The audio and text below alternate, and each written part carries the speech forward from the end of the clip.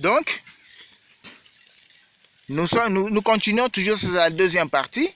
Le garçon a dit, moi je suis consentant, moi j'ai accepté de devenir le mari de ma mère. Et voilà comment ça se passe. Voilà comment ça se passe chez nous. Voilà comment ça se passe aujourd'hui. Et dans ce pays, ne touchez même pas à l'homosexualité. La zoophilie, il y en a qui commencent à l'accorder. Ne touchez pas à l'homosexualité. C'est devenu comme dans l'Apocalypse, on dit, tous doivent adorer l'homosexualité. Que ceux qui ne veulent pas adorer l'image de la bête soient tués. Donc, lorsque vous essayez de critiquer l'homosexualité, lorsque vous essayez de critiquer tout cela, mais il y a des sanctions qui vous tomberont dessus. Vous pouvez perdre votre emploi. Si vous étiez une organisation qui bénéficiait d'un financement, on vous retire le financement. Si vous êtes un État, on vous retire l'aide au développement. Si vous êtes un chef d'État, un homme d'État, vous pouvez perdre votre pouvoir. Vous pouvez aller en prison. Parce qu'il y a une pénalisation qui a été établie, qui est passée en termes de loi. L'homophobie, c'est un crime aujourd'hui. Pourquoi? On veut que tout le monde puisse avoir des partenaires du même sexe. Et aujourd'hui, lorsque on vous dit que non, si on dit que c'est mauvais, si quelqu'un vient dire fumer est mauvais, on ne vous fait rien. Oh, c'est votre droit, vous pouvez fumer comme vous pouvez laisser. C'est bon. Mais si, parce que moi je ne fume pas, je dis fumer est mauvais. Bon, parenthèse, hein, je fumais dans le temps. J'ai arrêté de fumer. Il faut quand même que je sois clair. Parce que les gens qui m'écoutent me diront, mais toi, on t'a vu fumer. Oui, je fumais un certain moment. Voilà pourquoi je dis toujours que Dieu m'a fait grâce. Dieu m'a aidé. Et j'ai arrêté cette habitude qui n'était pas facile à arrêter. J'ai galéré pendant plusieurs années. J'ai cherché comment arrêter. Et puis ça m'a pris vraiment du temps. Aujourd'hui, je ne fume plus. Donc si quelqu'un dit fumer est mauvais, si quelqu'un dit prendre la bière, prendre l'alcool est mauvais, on ne lui fait rien, hein, parce que c'est son droit. Il peut fumer, il peut prendre la bière comme il peut refuser. Mais si quelqu'un dit l'homosexualité est mauvaise, en tout cas, là, il va s'attirer les foudres. Mais pourquoi cela? Parce que on veut inverser le valeur. On s'attaque à la famille, on s'attaque à l'institution qu'est le mariage. On veut que le mariage soit une affaire de tout le monde. D'ailleurs, on dit mariage pour tous. Mariage pour tous, c'est quoi? Mariage pour l'homme et l'homme, mariage pour l'homme et la femme, mariage pour la femme et la femme, mariage pour l'humain et l'animal, mariage pour le papa et la fille, mariage pour la maman et le fils, mariage pour sœurs et frères, mariage pour... Et ça ne m'étonne pas que demain, il aura quelqu'un qui vient, il commande son statut, une statuette, il dit, bon, ça va, cette statuette est devenue ma femme. Vous voyez un peu, le monde va à la dérision. C'est comme c'est écrit dans Romains, on entre dans la dérision la plus totale. L'intelligence humaine, et comme la Bible le dit, est devenue une vraie folie. Même pas devant Dieu, mais devant les hommes qui ont encore du bon sens. C'est devenu une vraie folie. L'autre exemple, Dieu dit à Ève qu'elle portera la grossesse pendant 9 mois.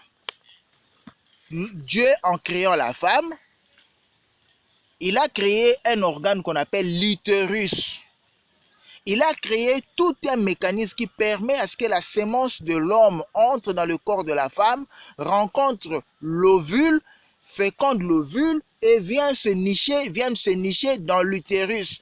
Et en se nichant dans l'utérus, cet œuf-là fécondé, qui est appelé zygote, va se développer, va se multiplier. Ça deviendra une boule qu'on appelle morula. Ensuite, ça deviendra une sorte de granule qu'on appelle granula, ça commencera un peu à se différencier. Les cellules commenceront à s'attribuer des fonctions. Il y aura des cellules désormais différentes. Ça va passer à l'étape des blastula. Ensuite, ça sera le fœtus et puis le petit embryon. L'embryon d'1 mois, 2 mois, 3 mois, 4 mois, 5 mois, jusqu'à ce que l'enfant sera mûr.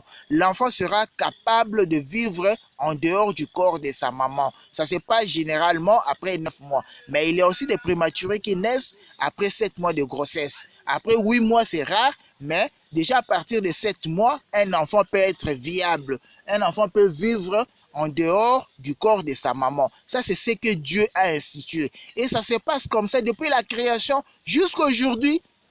Il y a toujours des femmes qui portent des grossesses. Mais aujourd'hui, l'homme, tellement qu'il est inventif, et la personne humaine dit, non, cette fois-ci, il faut qu'il y ait de la procréation médicalement assistée, PMA, et de la gestation pour autrui. C'est pour dire que j'ai besoin d'avoir un enfant, je suis une femme, mais je ne me donne pas la peine de porter la grossesse. Il faut qu'une autre personne porte la grossesse pour moi. Non, mon frère, non, ma soeur. Il ne s'agit pas d'un bien commercial, il s'agit de la vie. La chose la plus sacrée que Dieu a donnée à l'homme, à l'humain. Il n'y a pas de plus sacré que la vie. Même l'État, même la Constitution, notre Constitution en RDC dit que la vie humaine est sacrée. On ne peut pas jouer avec ce qui est sacré comme ça. Si Dieu avait tué les enfants de Judas, simplement parce que lorsque ils avaient, avec ce système de Lévira, leur frère était mort, le garçon qui avait pris la femme de son frère, au lieu de lui faire des enfants, jetait ses semences par terre. Dieu l'a tué parce qu'il a commis une abomination. On a donné la femme à un autre enfant de Judas. Cet enfant faisait la même chose. Jetait toujours la semence par terre. C'est une abomination. Parce que Dieu ne veut pas qu'on puisse jouer comme ça avec la vie. Cette sémence est porteuse de vie. La sémence de l'homme, quand ça rencontre la sémence de la femme, ça donne une vie. Mais aujourd'hui, déjà, le fait de porter des préservatifs, c'est un sujet à débat. Est-ce que ce n'est pas la même chose que quelqu'un qui utilise des préservatifs simplement pour se faire plaisir, pas dans l'intention? Parce que l'acte sexuel a deux objets. D'un côté, c'est pour le plaisir entre l'homme et la femme. De l'autre, c'est aussi pour la procréation. Si ça tombe dans une période féconde, ça procrée. Si ça ne tombe pas dans une période féconde, ça ne procrée pas. Et ces gens-là, ces enfants de Judas disaient, bon, nous, on ne vient que pour le plaisir. La femme attend avoir un enfant d'eux, mais eux, ils se jouent de la femme. Simplement, ils l'exploitent, ils assouvissent leur plaisir, mais ils ne veulent pas procréer. Aujourd'hui, quand vous utilisez des préservatifs, c'est un débat.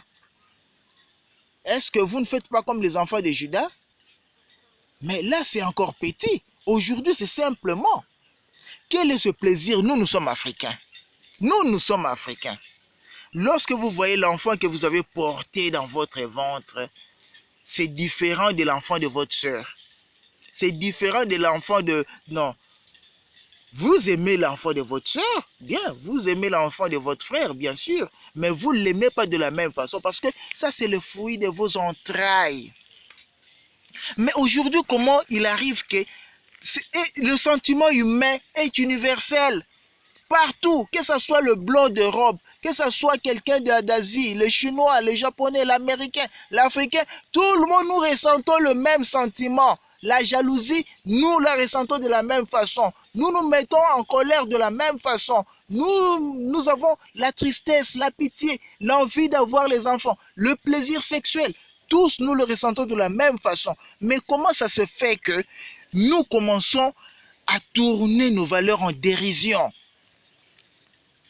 Le fait de voir votre propre enfant que vous avez accouché, que vous avez porté dans votre ventre, le fait de voir l'enfant qui vient de votre sémence, parce que l'homme ne porte pas la grossesse, mais l'homme donne la sémence. Quand vous savez que cet enfant-là, pourquoi, qu'est-ce qui arrive? Moi, je suis un homme. Et généralement, dans nos familles, ça se passe dans toutes les familles. Quand la femme accouche, la famille de l'homme vient. Et sous l'instigation du papa de l'enfant, la famille inspecte bien l'enfant. Les tantes, surtout les tantes, les sœurs du papa, elles viennent, elles tournent l'enfant dans tous les sens. Elles vérifient les jambes, les doigts, les orteils, le visage, le nez, pour voir est-ce qu'il y a une ressemblance avec si cet enfant leur ressemble. Si cet enfant ressemble à son papa. Mais si les tantes trouvent que non, en tout cas, il n'y a aucune trace de leur famille dedans, elles commencent à se regarder, ça commence déjà à devenir un problème. Pourquoi? Parce que l'homme, il est de nature humaine. L'homme veut avoir quelque chose de naturel. Mais comment se fait-il qu'aujourd'hui, on commence à, donc, à mettre en bras... Excusez-moi, je voulais dire un terme. Comment on essaie un peu de tourner en dérision ce qui est sacré?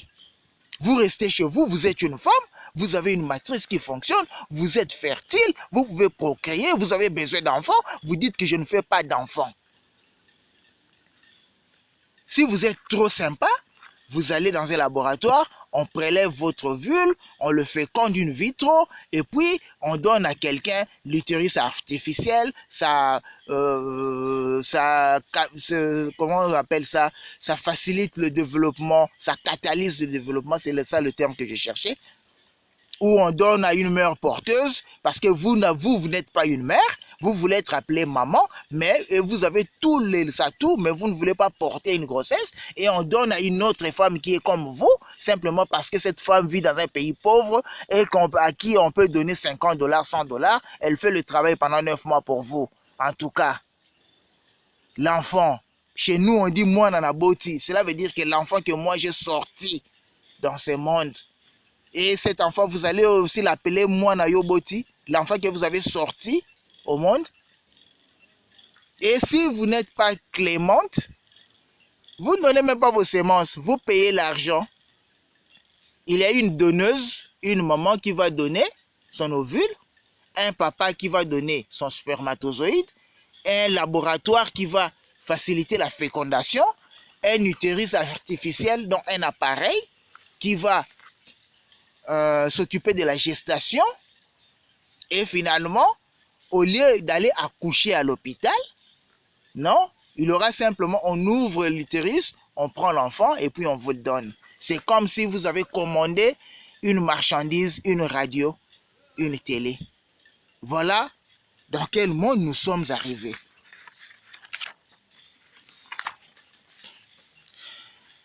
À considérer les exemples fournis si haut, on remarque une véritable inversion des valeurs, comme je viens de dire, comme il a été prédit dans Ésaïe 5:20. Ésaïe 5:20, Dieu s'insurge contre la race humaine en disant « Malheur à vous qui appelez le bien mal, qui appelez le mal bien ». Aujourd'hui, il y a une inversion des valeurs. C'est comme si, ce n'est même pas comme si, mais c'est clair. Il y a une volonté manifeste de transformer tout ce que Dieu a créé bien en mal. Tout ce qui est bien, maintenant on l'appelle mal. Tout ce qui est mal, on l'appelle bien. Je donne un exemple. Aujourd'hui, si vous témoignez du respect à votre papa, votre ami risque de vous dire, mais quoi? C'est ringard ça. Tu ne peux pas avoir du respect pour ton papa. C'est ringard. En tout cas, ton papa ne mérite pas du respect. Et on encourage aux gens, on encourage les gens à manquer du respect à leurs parents, qu'à leur témoigner obéissance. Pourquoi cela? Lorsque vous êtes fidèle à votre femme, ou si vous êtes fidèle à votre mari, mais ce sont les amis qui viendront vous dire, mais non, il faut essayer aussi à côté. Donc nous vivons dans un monde où ce sont les antivaleurs qui sont promotionnées. Les valeurs deviennent aujourd'hui des choses pour lesquelles on a honte. Et 2 Timothée 3:4 dit que dans les derniers temps, les gens seront parmi tant d'autres ennemis des gens de bien, amis du plaisir plutôt qu'amis de Dieu, et surtout, ils auront l'apparence de la piété tout en régnant ce qui en fait la force. Avoir l'apparence de la piété et régner ce qui en fait la force, c'est quoi? Je donne un exemple, et c'est un exemple que nous remarquons surtout dans nos églises. Si on vous dit que certains de nos pasteurs sont des occultistes, est-ce que vous pouvez le comprendre? Comment est-ce que vous pouvez l'avoir? Ils sont des bergers. Ils sont là pour paître le brebis du Seigneur. Ils ont pris le camp des dieux. Ils sont là pour combattre le mal. Mais en coulisses, ils servent le diable. Mais essayez un peu de voir. Le Christ avait dit, un aveugle ne peut pas conduire un autre aveugle. Et les deux finiront dans un fossé. Maintenant, un occultiste qui vient vous conduire, vous croyez qu'il est enfant de Dieu, alors que c'est un occultiste, il vous conduira chez qui? N'est-ce pas chez le diable? Mais ce sont des gens, lorsqu'ils entrent à l'église, mais on ne connaît pas la sainte, il n'y a pas mieux, il n'y a pas plus saint qu'eux. Ils vous étalent les œuvres de la sainteté, mais au fond d'eux-mêmes, ce sont des tombeaux blanchis, comme le Seigneur avait dit, des pharisiens, des scribes, des sadducéens, des tombeaux blanchis. L'extérieur est paré d'ornements, mais à l'intérieur, c'est complètement pourri.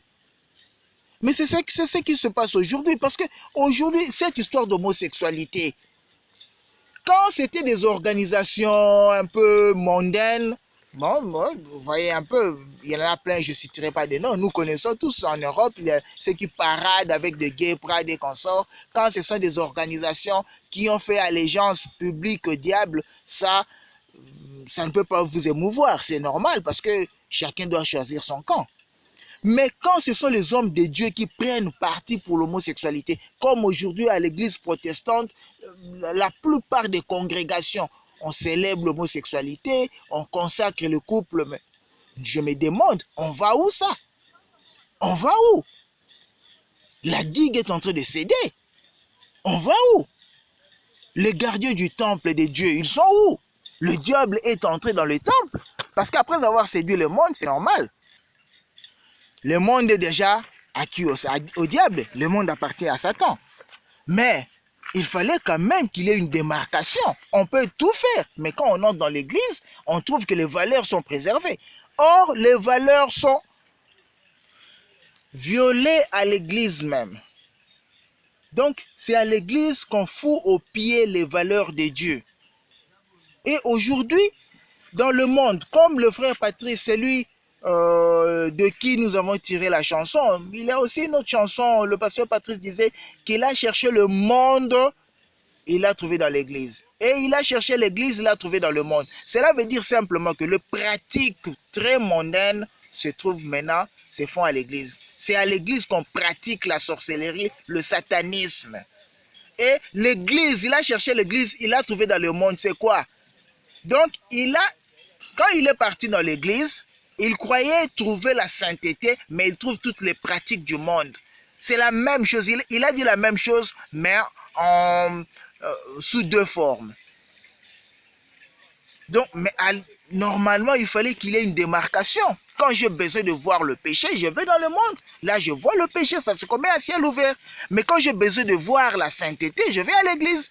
Mais aujourd'hui, quand vous allez à l'église, vous risquez de tomber sur ce qui est pire que le monde.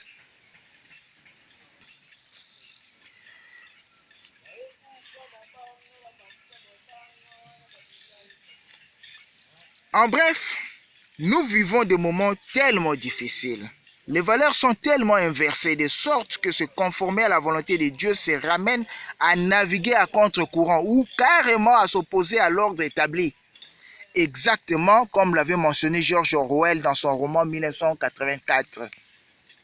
George Orwell avait dit « En ce temps de tromperie universelle, dire la vérité devient un acte révolutionnaire. » Aujourd'hui, à voir ce qui se passe dans le monde, où le diable a posé ses empreintes partout, où tout le monde fait la promotion du diable. Si vous décidez de suivre la voie de Dieu, de ne pas devenir homosexuel, de témoigner du respect à vos parents, de respecter votre femme, de vivre dans la monogamie et la fidélité, de ne pas voler. Aujourd'hui, tellement, ça se passe aussi dans nos pays, hein. On paye très mal les gens, de façon à ce que on paye très mal les gens, mais on ouvre les opportunités. Le salaire, c'est modique. Mais on va trouver que là où les gens touchent un salaire de misère, mais il y a toujours des copes, comme on dit, des copes, donc des occasions de se remplir les poches, mais par des moyens détournés. Mais pourquoi cela? Mais pourquoi ne pas fermer les robinets où l'argent peut couler à flot et que les gens peuvent s'enrichir illégalement et augmenter les salaires? On ne le fait pas. En Afrique, c'est comme ça. Les gens sont mal payés, et en Afrique, les gens sont mal payés, mais ils vivent avec peut-être 10% avec 10 fois plus que leur salaire. Mais pourquoi ça? Et quand vous êtes un chrétien, vous serez tenté. Je suis mal payé, je touche un salaire de misère, mais il y a toujours des copes. Mais la voix de Dieu vous dit, ne touche pas à ça, ne touche pas à ça. Donc, c'est que vous faites un acte révolutionnaire parce que vous allez endurer la faim, vous allez endurer la misère.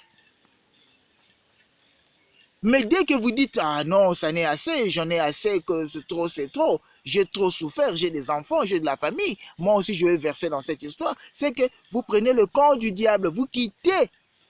Aujourd'hui, vivre la sainteté dans Dieu, c'est résister, c'est être révolutionnaire.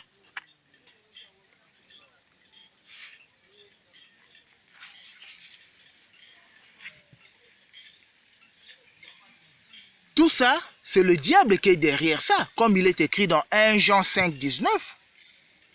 Nous savons que nous sommes des dieux, mais que le monde est sous la puissance du diable, du malin. Il a dit le malin. Donc cela veut dire que, en un mot, qu'est-ce que cela nous apprend? Il s'agit d'une lutte par procuration entre Dieu et le diable, mais une lutte dans laquelle nous sommes impliqués. Et c'est en choisissant notre camp que nous montrons notre témoignage, nous montrons notre loyauté à l'un ou l'autre. Aujourd'hui, le bien se pratique à 10%, le mal se pratique à 90%. Il suffit de sortir de sa maison, vous tombez sur le mal. Généralement, nous commençons à pratiquer le mal même de façon inconsciente, tellement qu'on nous a embobinés, tellement que nous avons gobé toute une série de principes, et les mauvais principes, c'est tout ce que nous faisons maintenant, c'est le mal. Nous faisons même le mal de façon involontaire. Et lorsque nous disons que non, nous allons pratiquer le bien, ça devient un acte héroïque. Mais malgré cela,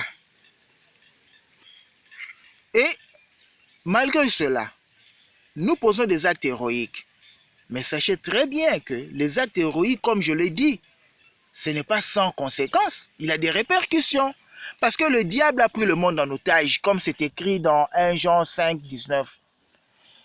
Imaginez que nous sommes dans un pays en guerre et que votre pays est occupé, comme en France à l'époque, les nazis avaient occupé la France.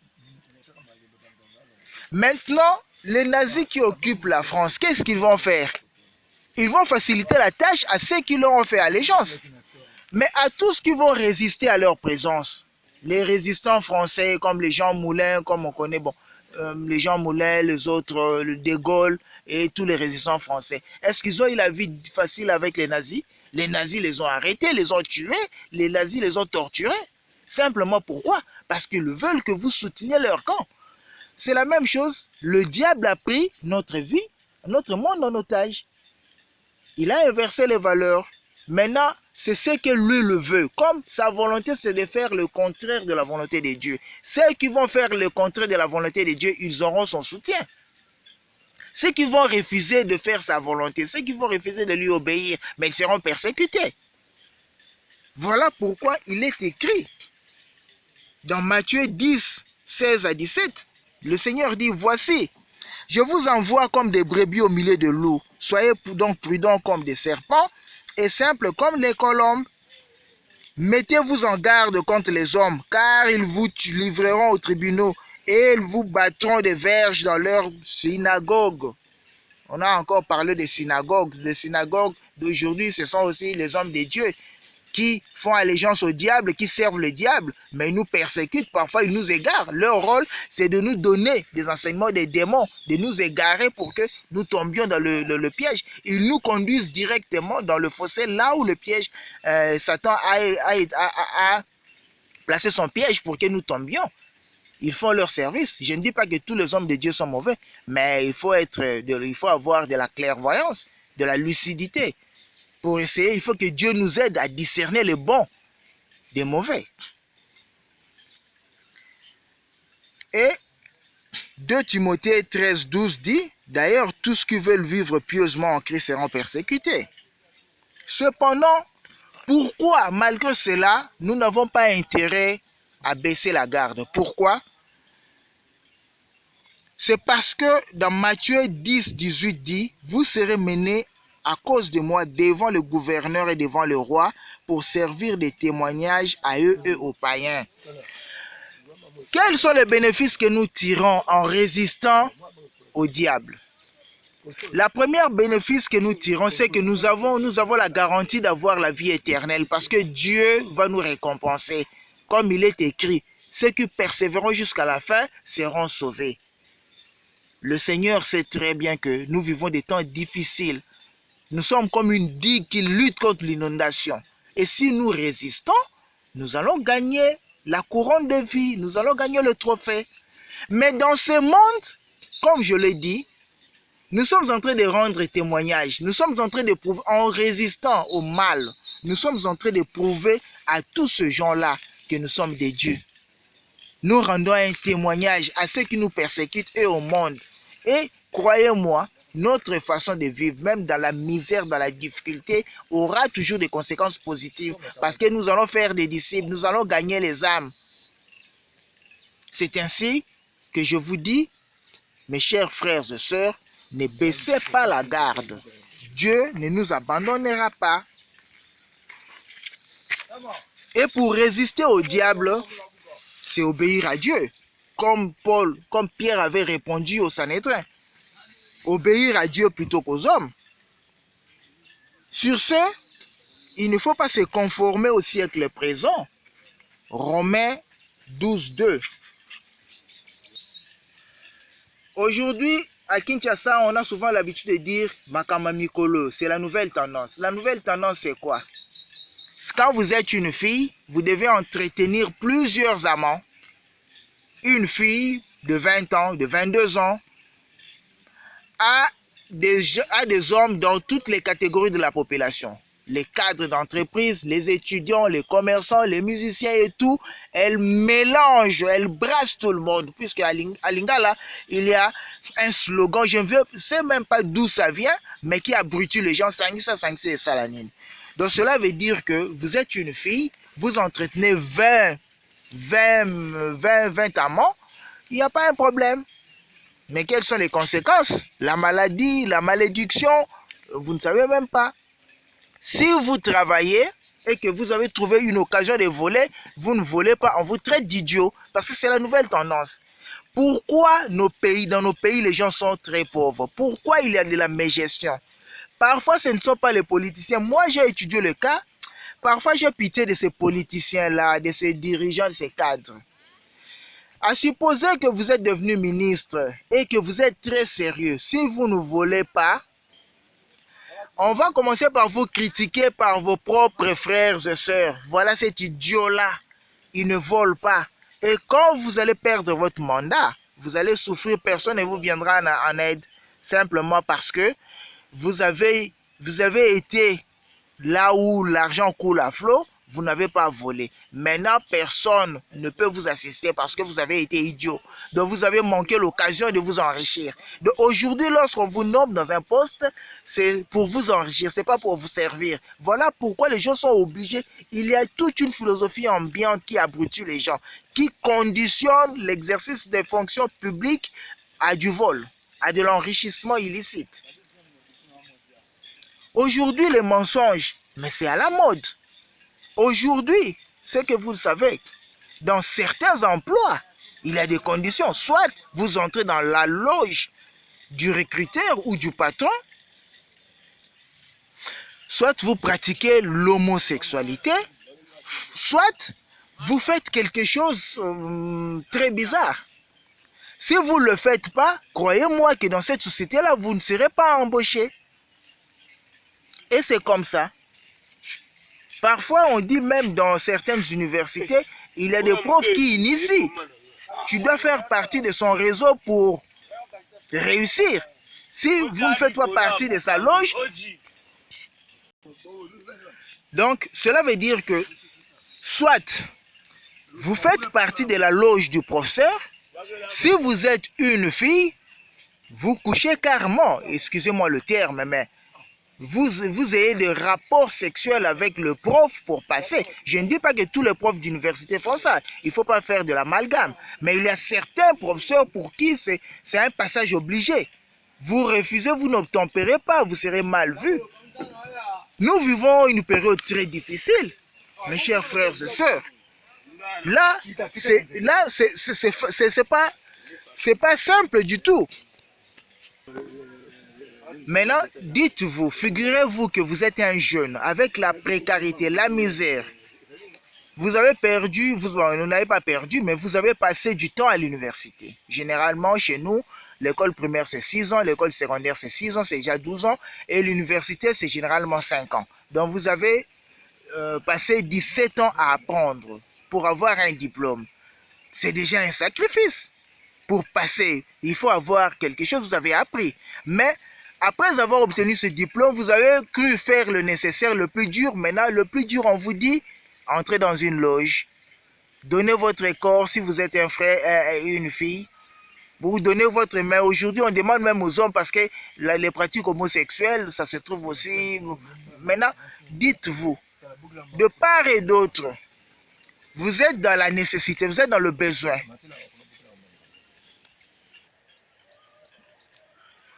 Vous n'avez pas d'argent, il vous faut absolument trouver ce travail. Mais on vous pose cette condition. Maintenant, qu'allez-vous dire? Qu'allez-vous faire? Si vous refusez, vous n'avez pas le boulot.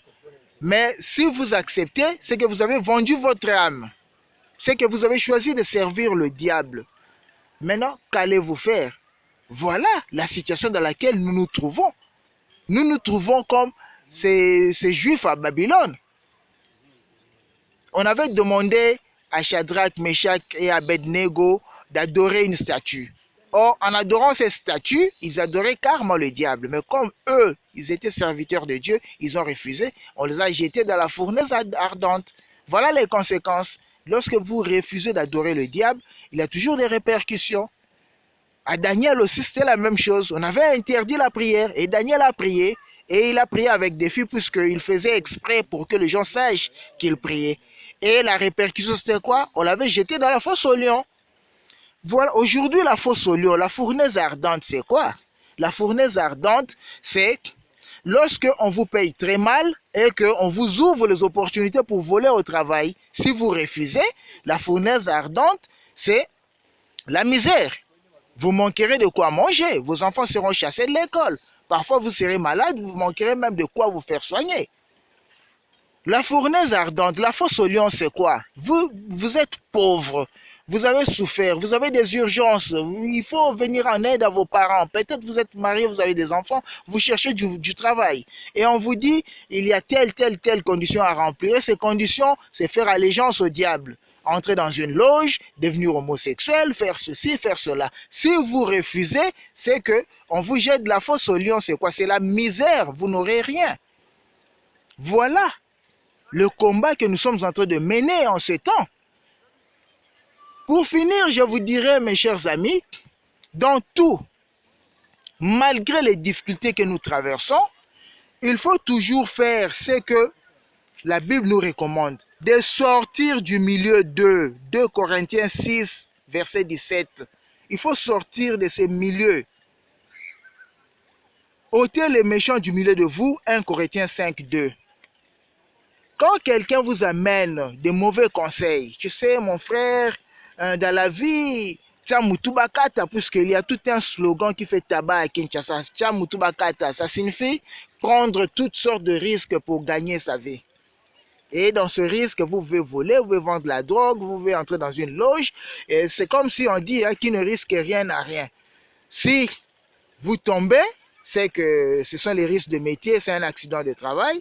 Mais si vous réussissez, vous avez la vie en rose. Donc c'est l'un ou l'autre. Mais comme il n'y a pas de rose sans épines, qui ne risque rien à rien, il faut risquer. Si vous tombez, bon, c'est la vie, vous tombez. Mais si vous ne tombez pas, vous gagnez.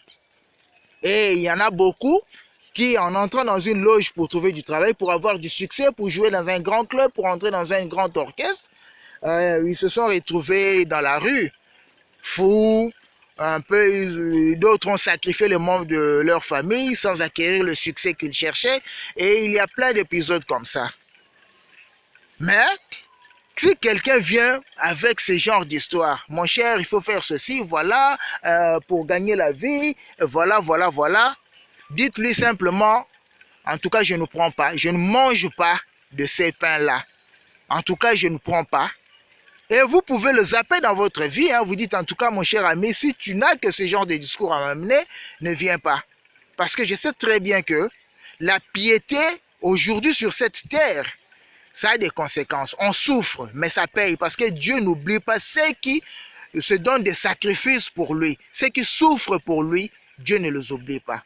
Mais si vous ne pouvez pas le chasser de votre vie, prenez vos distances. Sortez du milieu d'eux. Mais comment est-ce qu'on va sortir du milieu de ce monde? On va quitter la terre? On ne va pas quitter la terre. Comme le Christ l'avait dit dans Jean, dans l'évangile selon Jean, chapitre 17, verset 15. Il a précisé, il disait au Père, je ne t'ai pris pas de les ôter du monde, mais de le préserver du mal. On ne va pas fuir ce monde parce que nous n'avons que la terre pour vivre. On ne doit pas fuir. Nous vivons dans cette terre, là où il y a tout ce qui est mal, là où le mal règne. Mais nous, on vivra. Mais on vivra comment? On vivra tout en ne prenant pas part aux abominations qui s'exécutent dans le monde. Sachez très bien que aujourd'hui, je répète encore pour chuter, aujourd'hui, nous sommes à l'épreuve. Nous sommes comparables à Daniel, à Shadrach, à Meshach, à Abednego à Babylone. Nous sommes envahis et submergés par l'idolâtrie, par le mal. Et dans notre période, pour vivre mieux, pour trouver son compte, pour tirer son épingle du jeu, vous devez faire allégeance au diable. Vous devez pratiquer le mal. Qui ne vole pas, ne réussira pas, ne parviendra pas à joindre le debout. Parce que les salaires sont médiocres, sont modiques. Qui ne fait pas allégeance au diable, qui n'entre pas dans une loge, qui ne pratique pas de mauvaises pratiques, il aura moins de chances de trouver du boulot. Parce qu'il y a certains boulots qui ne sont décrochés qu'en remplissant de telles conditions. Donc, lorsque vous ne trompez pas, lorsque vous ne montez pas, vous n'aurez pas la vie facile. Mais nous ne sommes pas obligés de plier face à ces menaces. Nous ne sommes pas au service du diable. Et la meilleure des choses, quand nous résistons au diable, il fuira loin de nous. Mais avant de fuir, c'est Dieu qui le fera fuir, parce que Dieu va nous fortifier. Mais avant de fuir, il va nous persécuter. Et il y en a même, à cause de la misère, qui peuvent perdre leur vie. Mais le Christ avait dit, celui qui perdra sa vie à cause de lui, il la reprendra. Mais celui qui voudra sauver sa vie la perdra. Parce que la misère sévit, et pour trouver du boulot, vous voulez faire allégeance au diable. Vous perdez votre vie éternelle. Et vous perdez même la paix. Parce que vous ne savez pas, ceux qui ont touché au fétiche, parfois vous les admirez pendant la journée. Mais la nuit, vous ne savez pas ce qu'eux le font. Ils vous admirent la nuit. Pendant que eux, ils sont astreints à des conditions, ils font des trucs, des rituels. Parfois, il y en a qui font des trucs bizarres. Parfois, lorsqu'ils pensent à vous, ils disent, ah, mais ils sont heureux, ces pauvres-là, ils sont heureux. Mais moi, voilà telle condition. Et par après, ils savent très bien que quand ils finissent, quand ils meurent, tout le bonheur, toute la grandeur qu'ils avaient sur la terre s'arrête. Ça vient le temps de tourment.